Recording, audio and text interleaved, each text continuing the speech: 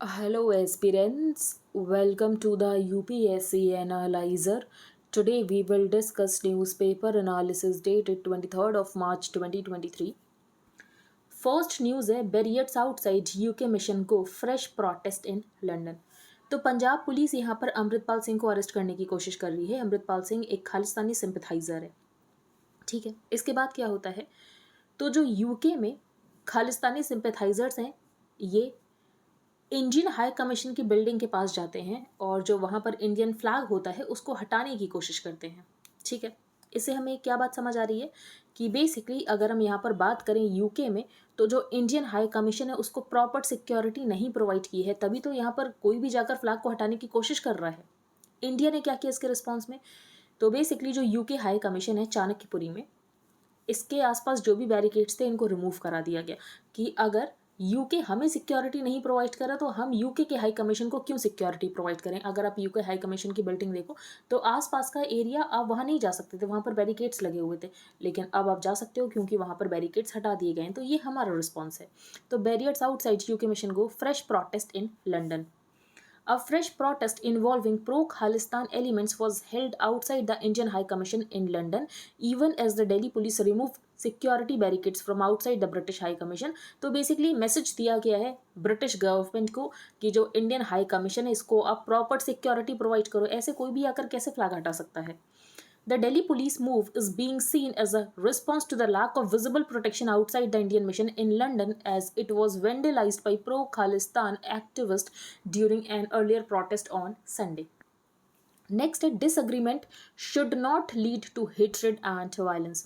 तो बेसिकली यहाँ पर चीफ जस्टिस ऑफ इंडिया का ये कहना है कि जो डाइवर्जेंट व्यूज़ है इनकी रिस्पेक्ट होनी चाहिए। हो सकता है कि सामने वाला जो कह रहा हो आप उससे अग्री नहीं करते हो, लेकिन उसके पास पूरा राइट है कहने का। तो जो डाइवर्जेंट व्यूज़ हैं इनकी रिस्पेक्ट होनी चाहिए, और ऐसा नहीं है कि किसी के डाइवर्जेंट व्यूज़ हैं तो उसकी वजह से हेट्रेड हो और हेट्रेड की वजह से वायलेंस हो। Underlining the need to respect divergent views, said disagreements must not distort into hatred and hatred must not be permitted कि ये वायलेंस में इवॉल्व हो जाए। फिर यहाँ पर जर्नलिस्ट की बात की गई है, मीडिया की बात की गई कि मीडिया यहाँ पर फोर्थ पिलर है डेमोक्रेसी का। Many journalist both in our country as well as across the world ये काम करते हैं डिफिकल्ट और अनफ्रेंडली कंडीशंस में। I to find myself disagreeing with many journalist. After all ऐसा तो कोई नहीं होता है ना जो कि सबके साथ अग्री करे, सबके यहाँ पर व्यूज़ डिफरेंट होते हैं। Media is the fourth pillar in the conception of the state, और मीडिया एक बहुत इंपॉर्टेंट पार्ट है, एक इंटेग्रल कॉम्पोनेंट है डेमोक्रेसी का। A functional and healthy democracy must encourage the development of journalism as an institution that can ask difficult questions. तो basically यहाँ पर जो सरकार है उससे भी डिफिकल्ट क्वेश्चंस किए जा सकें। The vibrancy of any democracy is compromised जब प्रेस को यहाँ पर गैग करने की कोशिश की जाती है। तो प्रेस का यहाँ पर फ्री रहना बहुत ज़रूरी है अगर कंट्री को एक डेमोक्रेसी रहना है। रिस्पॉन्सिबल जर्नलिज्म ये beacon of truth that can guide us to a better tomorrow. All societies inevitably dormant हो जाती हैं। बेसिकली सोसाइटी एक कंफर्टेबल पोजीशन में पहुंच जाती है, और कुछ अगर गलत हो भी रहा होता है तो सोसाइटी उसको देखकर अनदेखा कर देती है। तो ये जो लोग कंफर्टेबल पोजीशन में पहुंच जाते हैं इनको उससे बाहर निकालने का कौन काम करता है, तो ये मीडिया काम करती है। All societies inevitably become dormant, lethargic and immune to the problems जो कि उनको प्लेग करते हैं।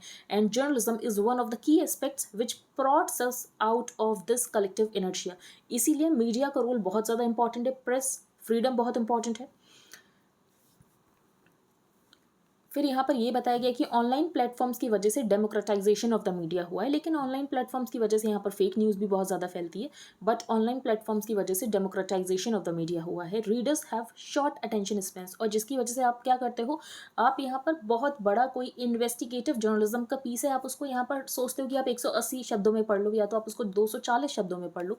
तो किसी चीज़ को अगर आप 180 वर्ड्स में पढ़ रहे हो या तो 240 वर्ड्स में पढ़ रहे हो तो ऑफकोर्स आपको यहाँ पर पूरी इन्फॉर्मेशन नहीं है, और आप उस छोटी सी इन्फॉर्मेशन से अपना व्यू पॉइंट बना रहे हो। तो ये नहीं होना चाहिए, लेकिन रीडर्स का यहाँ पर शॉर्ट अटेंशन स्पैन होता है। न्यूज़ यहाँ पर शॉर्ट्स बन चुकी हैं ऑन यूट्यूब और reels on Instagram. Is an unsatisfactory replacement for long form or investigative pieces.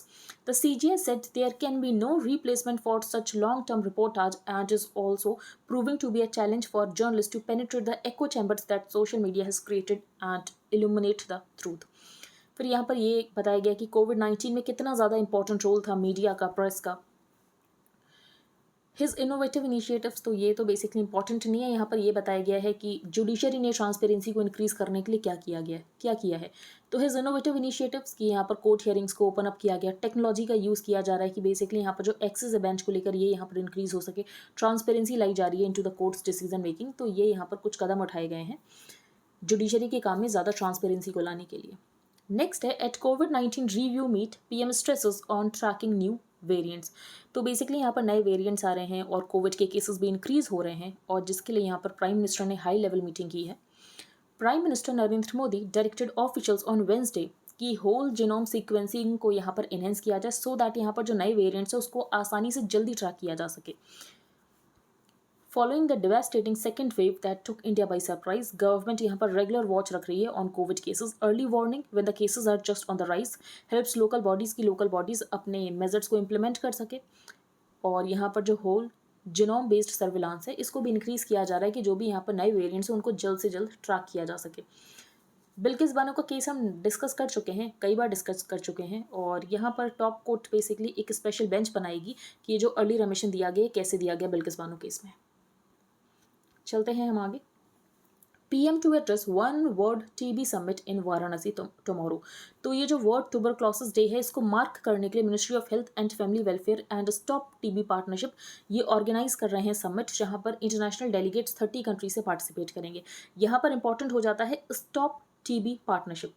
इसको 2001 में फाउंड किया गया था। किसके द्वारा? ये एक यूनाइटेड नेशंस होस्टेड ऑर्गेनाइजेशन है जो कि उन लोगों की वॉइस को एम्पलीफाई करता है, उन कम्युनिटी की वॉइस को एम्पलीफाई करता है जो कि अफेक्टेड है बाय टीबी।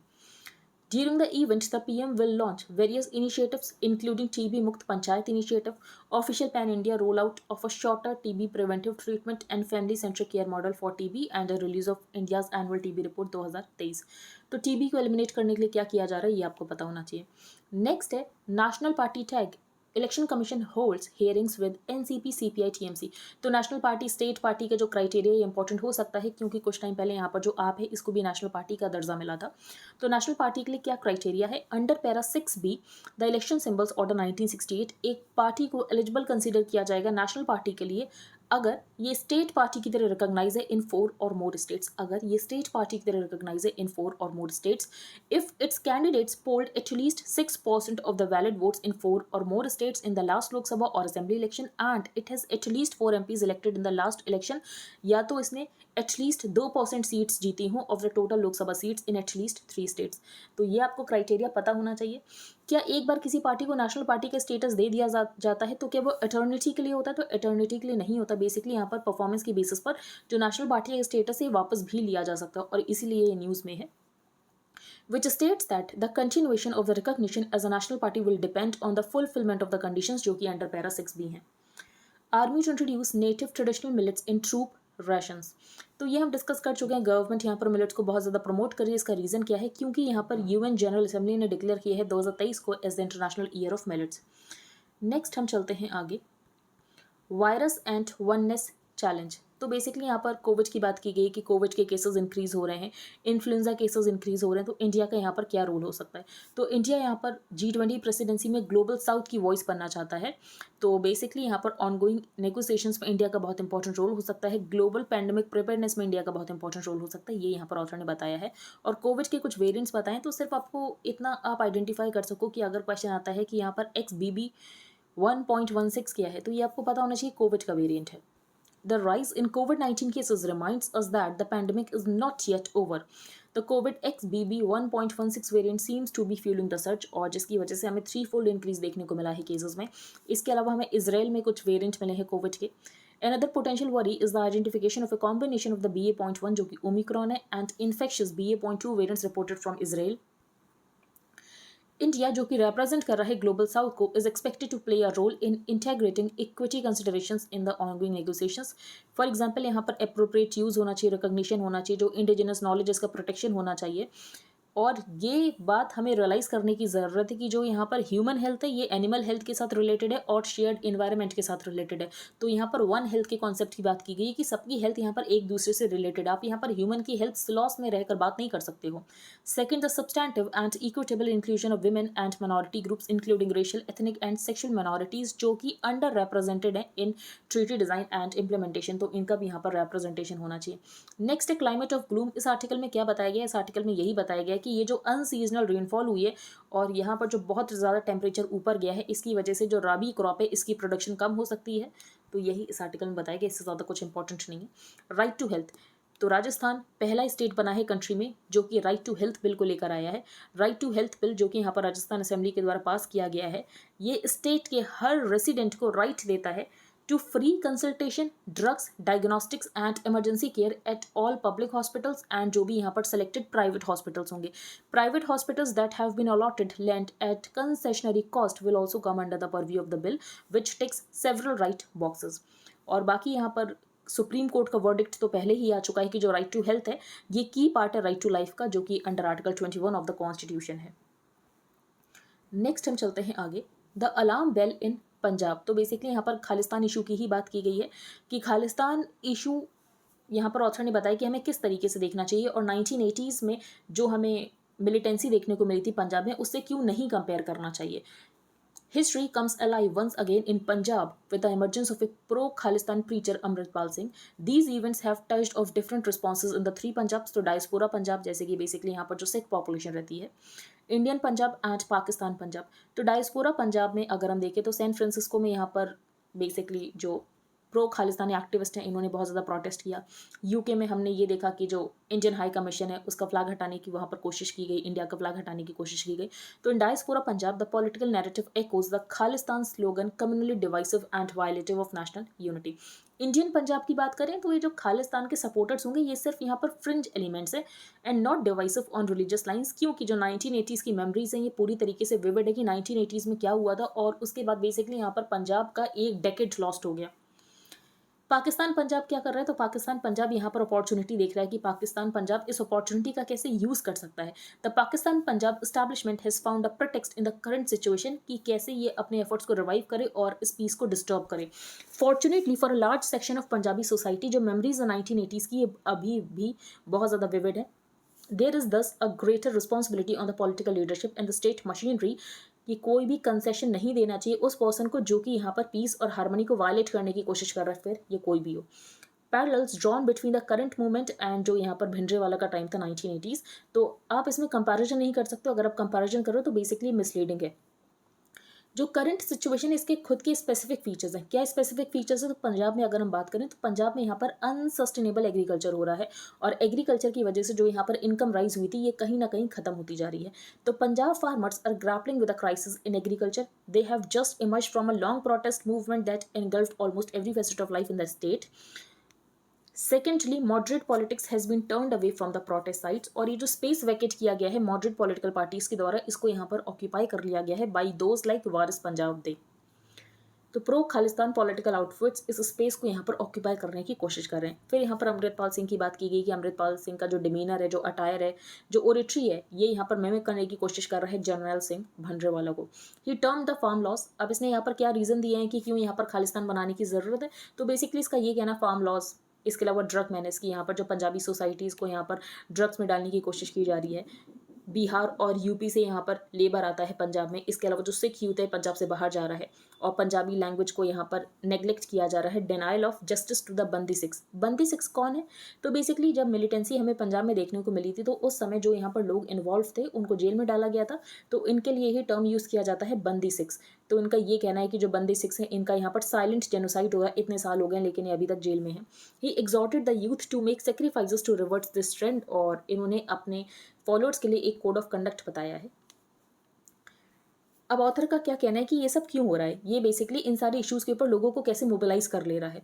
तो इसका रीज़न ये बताया है, फॉर एग्जाम्पल अगर सेक्रीलेज का इंसिडेंट होता है तो जो स्टेट है ये सही तरीके से एक्ट नहीं करता है, जिसकी वजह से जो फ्रेंच ग्रुप्स हैं इनको यहाँ पर बहुत ज़्यादा फॉर्डर मिल जाता है। On the other hand the inept handling by the state of incidents of sacrilege, for instance provided enough fodder to the fringe groups to articulate the divisive agenda in mainstream politics। और ये कहा जाता है कि हमारे religion की respect नहीं हो रही, तो ये करने की जरूरत नहीं। अगर कहीं भी सेक्रिलेज का इंसिडेंट होता है तो स्टेट मशीनरी को यहाँ पर जल्द से जल्द एक्ट करने की जरूरत है।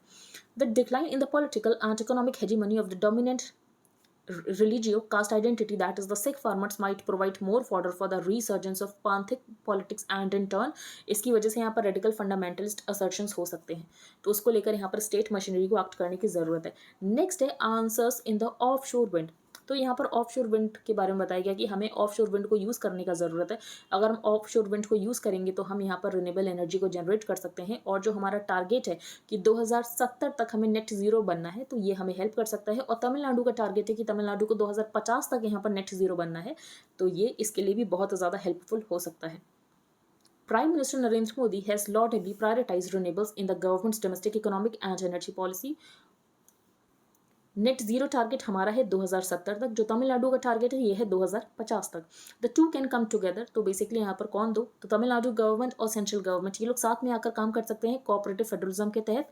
और ये इकोनॉमिक एंड एनर्जी बेनिफिट्स जो हैं तमिलनाडु के एंड द कंट्री, जिसकी वजह से हमारी फॉरेन पॉलिसी गोल्स एडवांस होंगे। The waters between Tamil Nadu and Sri Lanka, ये वर्ल्ड्स बेस्ट लोकेशन है ऑफ शोर विंड पावर को जनरेट करने के लिए।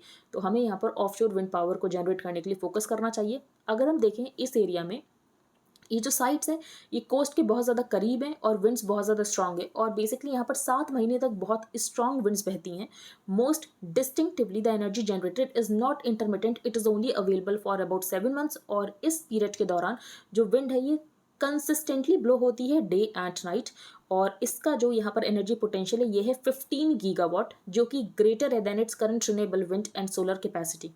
ठीक है, प्रॉक्सिमिटी, और इसके अलावा ये जो ऑफशोर विंड है इसकी प्रॉक्सिमिटी भी है लैंड के साथ। अब इसकी प्रॉक्सिमिटी इसका मतलब ये है कि यहाँ पर इंस्टॉलेशन करना आसान होगा, जो मेंटेनेंस कॉस्ट है ये यहाँ पर कम होगी। तो proximity means that less of the installation and maintenance of the large wind turbines can be done at sea and more on shore. India's green hydrogen initiative could also be a beneficiary as the ocean becomes the source. और green electrons को हम यहाँ पर chemical molecules में convert कर सकते हैं और अमोनिया को प्रोड्यूस किया जा सकता है और फॉरेन मार्केट्स में शिप किया जा सकता है directly from the gulf of Mannar. Since the waters are international और सेंसिटिव है, क्योंकि सी बेट एक नेशनल प्रॉपर्टी है, इसीलिए गवर्नमेंट ऑफ इंडिया का इन्वॉल्वमेंट ज़रूरी है। सिर्फ तमिलनाडु गवर्नमेंट खुद से सब कुछ नहीं कर सकती, यहाँ पर जो सेंट्रल गवर्नमेंट है इसका इन्वॉल्वमेंट ज़रूरी है। और साथ ही साथ आपको यहाँ पर जो श्रीलंका की सरकार है उससे भी बात करनी पड़ेगी। At the same time investments can only be successful अगर तमिलनाडु की स्टेट गवर्नमेंट यहाँ पर इंप्लीमेंटेशन चैलेंजेस को एड्रेस करती है। कौन से इंप्लीमेंटेशन चैलेंजेस, कि अगर यहाँ पर लैंड एक्वायर करना हो, या तो लोकल कम्युनिटीज़ के साथ बात करनी हो कि लोकल कम्युनिटीज़ की कोऑपरेशन की ज़रूरत हो, या तो लोकल इंफ्रास्ट्रक्चर को बिल्ड करना हो, तो ये सब काम यहाँ पर तमिलनाडु की स्टेट गवर्नमेंट को करना पड़ेगा।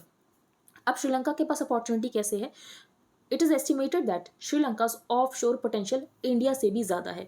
तो ऐसे में श्रीलंका के पास पोटेंशियल तो है, लेकिन श्रीलंका के पास यहाँ पर इकोनॉमिक कैपेबिलिटीज़ नहीं है इस पोटेंशियल को हार्नेस करने के लिए। तो इंडिया यहाँ पर मदद कर सकता है। Sri Lanka needs the energy but in the current circumstances does not have the economic capability to exploit the potential on its own. तो यहाँ पर जो सेंट्रल गवर्नमेंट है ये नेसेसरी कॉम्प्लीमेंट्री रिसोर्सेज प्रोवाइड कर सकती है श्रीलंका को। अब हम चलते हैं आगे।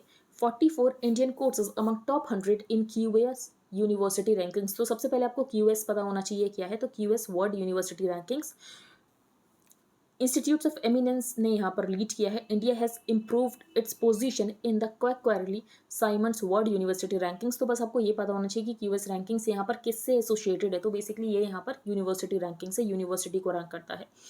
Rajasthan right to health bill provisions opposition, तो ये हम डिस्कस कर चुके हैं एडिटोरियल पेज पर कि राइट टू हेल्थ बिल क्या है। नेक्स्ट है द हाई सीज ट्रीटी, ये इंपॉर्टेंट है। 2 weeks ago, negotiators from almost every country finalized a global treaty meant for the conservation and sustainable use of biological resources in the high seas। तो जो high seas है, जो कि किसी भी national jurisdiction का पार्ट नहीं होता, किसी भी कंट्री का पार्ट नहीं होता, तो हाई सीज में जो बायोलॉजिकल रिसोर्सेज हैं इनका कंजर्वेशन करना है और इनका सस्टेनेबल यूज़ करना है। ये जो इम्प्लीमेंट होगी ये इम्प्लीमेंट होगी अंडर द UN क्लॉज। अगर हम इसको कंपेयर करें तो हम इसको कंपेयर कर सकते हैं 2015 के पेरिस एग्रीमेंट से। तो जो 2015 का पेरिस एग्रीमेंट है ये आता है अंडर UNFCCC। हाई सीज और ओपन ओशंस जो कि किसी भी कंट्री के जुरिस्डिक्शन में नहीं होते हैं। The reason why the treaty is commonly known as the agreements on biodiversity beyond national jurisdictions. तो बेसिकली जो हाई सीज है यहाँ पर बायोडाइवर्सिटी को प्रोटेक्ट करना है और ये बायोडाइवर्सिटी बियॉन्ड नेशनल जुरिस्डिक्शंस है। जब ये ट्रीटी यहाँ पर इंटरनेशनल लॉ बन जाएगी रेटिफिकेशन के बाद, तो रेटिफिकेशन में यहाँ पर लंबा समय लग सकता है। यूएन क्लॉज के ही रेटिफिकेशन में 12 साल लग गए थे, क्योटो के रेटिफिकेशन में यहाँ पर 8 साल लग गए थे, तो इसमें भी लंबा समय तो लग ही सकता है। It will regulate all human activities in the high seas, और ऑब्जेक्टिव ये है कि जो ओशन रिसोर्सेज हैं इनको यहाँ पर प्रोटेक्ट करना है, बायोडाइवर्सिटी को प्रोटेक्ट करना है, और इनका यूटिलाइजेशन सस्टेनेबल मैनर में करना है, और जो भी इनके यूटिलाइजेशन से बेनिफिट आ रहे हैं ये सबके बीच में इक्वल तरीके से डिवाइड होना चाहिए। ओशंस एक इंटेग्रल पार्ट होते हैं ग्लोबल क्लाइमेट सिस्टम का, और ये इकोलॉजिकल सर्विसेज परफॉर्म करते हैं। फॉर एग्जांपल कार्बन सीक्वेस्ट्रेशन का काम करते हैं, एक्सेस हीट को एब्जॉर्व करते हैं। The laws of the seas. The high seas comprise 64% of the ocean surface and about 43% of the earth. These areas are home to about 2.2 million marine species and up to trillion different kinds of microorganisms. Many regional, multilateral and global legal frameworks exist to govern the activities in the oceans, और इसके लिए है UN clause, United Nations Conventions on the Laws of the Sea 1982। तो UN clause आपको पता होना चाहिए, जिसमें यहाँ पर बताया जाता है कि इंटरनल वाटर्स कहाँ तक होंगे, कंटिग्यूअस जोन कहाँ तक होगा, एक्सक्लूसिव इकोनॉमिक जोन कहाँ तक होगा, और एक्सक्लूसिव इकोनॉमिक जोन के बाद जो भी होता है ये होता है high seas. It also specified a set of rules for activities in the oceans, including navigation, scientific research, and deep sea mining. The treaty established कि जो exclusive economic zone है ये होता है 200 nautical miles तक, जहाँ पर कंट्री के पास exclusive rights होते हैं ओवरऑल इकोनॉमिक रिसोर्सेज जैसे कि fish, oil, minerals and gas, और उसके बाद exclusive economic zone के बियॉन्ड होता है high seas. Though it asks countries to protect the ocean ecology and conserve its resources, it does not provide the specific mechanisms or processes कि इसको कैसे करना है। Climate change is already influencing and is being influenced by ocean systems. High Seas Treaty will work as an implementation agreement under the UN clause। तो ये जो High Seas Treaty है under UN clause है ये आपको पता होना चाहिए, जैसे कि पेरिस एग्रीमेंट अंडर UNFCCC है। की प्रोविजंस ऑफ द ट्रीटी, तो मेन 4 ऑब्जेक्टिव्स हैं। सबसे पहले जो मरीन प्रोटेक्टेड एरियाज है इनका डिमार्केशन करना है, जैसे कि फॉरेस्ट और वाइल्ड लाइफ एरियाज की तरह किया जाता है। तो मरीन प्रोटेक्टेड एरियाज का डिमार्केशन करना है। मरीन प्रोटेक्टेड एरियाज कहाँ कौन से हैं, तो ओशन सिस्टम्स इंक्लूडिंग बायोडाइवर्सिटी जो कि स्ट्रेस में है ह्यूमन एक्टिविटीज की वजह से या तो क्लाइमेट चेंज की वजह से, तो इनको आप डिक्लेयर कर सकते हो एज द नेशनल पार्क्स और wild life reserves of the oceans. Sustainable use of marine genetic resources and equitable sharing of benefits arising from them. Initiation of the practice of environmental impact assessments for all major activities and capacity building and technology transfer. इसके अलावा basically जो यहाँ पर CBT हुई थी, तो CBT में यहाँ पर मॉन्ट्रियल में हुई थी, 2 फेज में हुई थी। एक फेज यहाँ पर कनमिंग चाइना में हुआ था, दूसरा फेज यहाँ पर मॉन्ट्रियल कनाडा में हुआ था, लेकिन यहाँ पर चाइना ने ही होस्ट किया था। पहले भी चाइना को ही होस्ट करना था, लेकिन चाइना में कोविड हो गया था जिसकी वजह से यहाँ पर कनाडा में हुआ था, लेकिन चाइना ने होस्ट किया था। तो वहाँ पर बात की गई थी, कंट्रीज़ ने यहाँ पर अग्री किया था कि 30% degraded coastal and marine ecosystem को यहाँ पर प्रोटेक्ट करना है, रिस्टोर करना है बाई 2030। तो ये आपको पता होना चाहिए। Oceans host very diverse life forms, many of which can be useful for human beings in areas like drug development। इसके अलावा जेनेटिक इन्फॉर्मेशन जो इन ऑर्गेनिज्म से एक्सट्रैक्ट की जाती है, इसके बेनिफिट्स को इन्वेस्टिगेट किया जा रहा है, ये ज़्यादा बेनिफिशियल हो सकता है। और इसका मतलब ये है कि जो भी जेनेटिक रिसोर्सेज का यूटिलाइजेशन हो रहा है इसका यहाँ पर इक्विटेबल डिस्ट्रीब्यूशन होना चाहिए। इससे जो भी बेनिफिट्स हो रहा है इसका यहाँ पर इक्विटेबल डिस्ट्रीब्यूशन होना चाहिए। इन्वायरमेंट इम्पैक्ट असेसमेंट्स, तो हाई सीज इंटरनेशनल वाटर्स होते हैं, कोई भी कंट्रीज को यूज़ कर सकता है under the provisions of the treaty. जो भी कमर्शियल या कोई भी एक्टिविटी की जा रही है जिसकी वजह से फ़र्क पड़ सकता है मरीन इकोसिस्टम के ऊपर, तो उससे पहले इन्वायरमेंट इम्पैक्ट असेसमेंट को करने की बात की गई है। The process of ratification won't be easy, क्योंकि यहाँ पर यूएन क्लॉज को ही इंटरनेशनल लॉ बनने में 12 साल लगे थे, क्योटो को यहाँ पर 8 साल लग गए थे, तो यहाँ पर भी 10 साल का समय तो लग ही सकता है। In IBC discussion paper question of distribution of proceeds among creditors, ये इंपॉर्टेंट नहीं है, आपको यहाँ पर आईबीसी कोड जरूर पता होना चाहिए, और आईबीसी कोड में जो भी यहाँ पर चेंजेस करने की बात की जा रही है ये आपको पता होना चाहिए। इसके अलावा आपको पीआईआरपी पता होना चाहिए, सीआईआरपी पता होना चाहिए, ये नहीं पता होना चाहिए जो आर्टिकल में लिखा हुआ है। Allies must be united to back Ukraine, says Kishida, pledging help to Poland. तो बेसिकली इन्होंने कहा कि पोलैंड को हेल्प करेंगे, पोलैंड यहाँ पर यूक्रेन को हेल्प करेगा। यूक्रेन और आईएमएफ ने यहाँ पर अग्री किया है कि जो आईएमएफ है ये यूक्रेन को $15.6 बिलियन का लोन पैकेज देने वाला है। Law makers vote in favour of joining NATO, तो बेसिकली यहाँ पर जो स्वीडन है ये नेटो को ज्वाइन करना चाहता है। जो बीजिंग है वहाँ पर हमें पहली बार 2003 के बाद पॉपुलेशन डिक्लाइन देखने को मिला है। तो चाइना में हमें पॉपुलेशन डिक्लाइन देखने को मिल ही रहा है, और इंडिया में यहाँ पर सबसे ज़्यादा पॉपुलेशन हो चुकी है। तो आई होप आपको सब कुछ क्लियर हो गया हो। अगर आपका कोई भी डाउट है तो आप टेलीग्राम ग्रुप पर पोस्ट कर सकते हो, और अगर आपको यहाँ पर इंडियन एक्सप्रेस का हाईलाइटेड पोर्शन चाहिए plus static part related to every topic, तो यू नो द डील की क्या करना होता है, और आपको सारी डिटेल्स मिल जाएंगी कमेंट सेक्शन में। आज अगर आपको एनालिसिस पसंद आती है तो आप लाइक शेयर सब्सक्राइब कर सकते हो। Thank you and have a nice day.